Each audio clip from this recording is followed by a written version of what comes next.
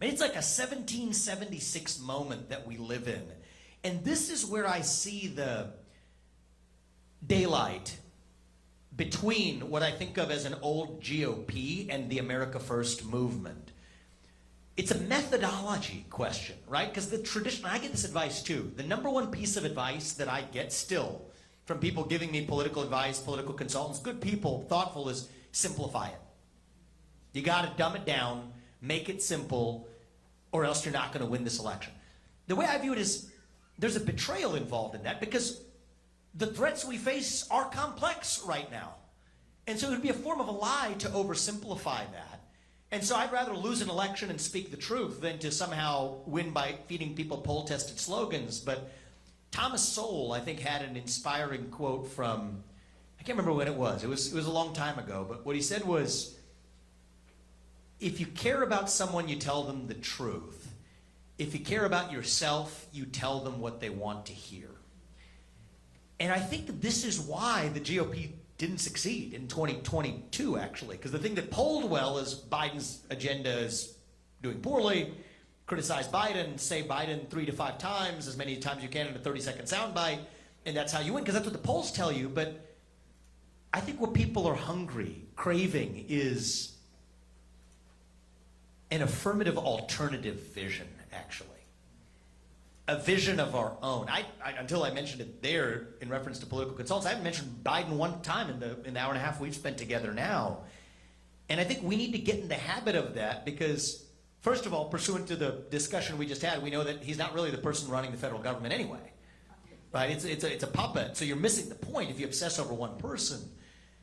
But more importantly, I think part of the America First movement, I think this is where it's a powerful movement beyond just a political partisan tug of war between the GOP and the Democrats, is actually having a vision of, first of all, to put America first, we have to define what America is.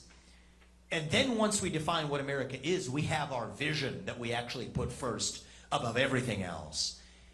And I think that's going to be a formula for not just winning elections in landslides, though I think we can do that in 2024, but for reuniting a country that actually is, beneath the surface, far more united than we'll give it credit for. And the thing I'll sort of say in closing, from my part at least, Brooke, is if people say, one of the criticisms I still get, I guess, is you're too young to be doing this. I was 37 when we started, but then I addressed that. I turned 38, last month, so I believe in addressing critics. But go back to Thomas Jefferson. He was 33 when he wrote the Declaration of Independence, but now let's just think about our country. The only thing I will say in our movement, okay, where I want to see us, and we're speaking amongst friends here to sort of level this up, is to say that I don't want our America First movement to be one that accepts that we have to be a nation in decline. We're taught to believe it. It's easy to believe it. I understand why you might believe it. We don't have to be a nation in decline. I think as a nation, we're all really just a little young, actually. Going through our own version of collective adolescence. Figuring out who we're really going to be when we grow up. And when you view it that way, at least for me, it starts to make sense again. Right? You go through your adolescence, you lose your way a little bit. You lose your self-confidence. You lose your sense of who you really are.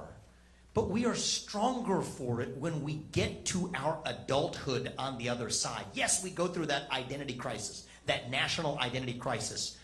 But we can be stronger for it once we get through it. And so, no is my answer. We don't have to be ancient Rome. We don't have to be that nation in decline.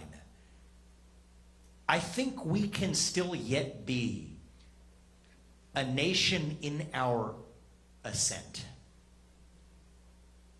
Maybe the early stages of our ascent, actually. Maybe we're not even yet at base camp. On our way to that country, to that mountaintop, to that nation where we can still tell our kids, you've got them, I've got them.